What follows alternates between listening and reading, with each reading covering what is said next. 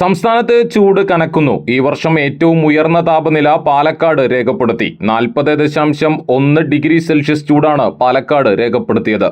ഇത് സാധാരണ ലഭിക്കേണ്ടതിനേക്കാൾ 3.4 ഡിഗ്രി അധികമാണ്.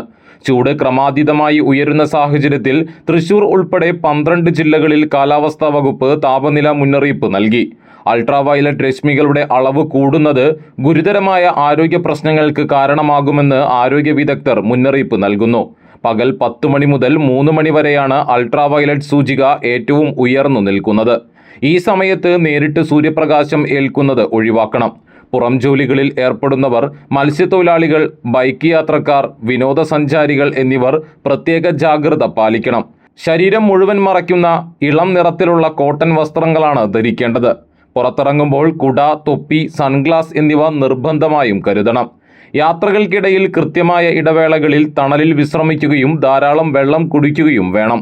ചർമ്മരോഗമുള്ളവർ, ക്യാൻസർ രോഗികൾ, കുട്ടികൾ, പ്രായമായവർ എന്നിവർ വെയിൽ ഏൽക്കാതിരിക്കാൻ ശ്രദ്ധിക്കണം. മേഘങ്ങളില്ലാത്ത തെളിഞ്ഞ ആകാശമാണെങ്കിലും ജലാശയങ്ങൾക്കും മണൽ പ്രദേശങ്ങൾക്കും സമീപം അൾട്രാവയലറ്റ് പ്രതിഫലനം കൂടുതലായിരിക്കുമെന്നും ജാഗ്രതാ നിർദ്ദേശത്തിൽ പറയുന്നു.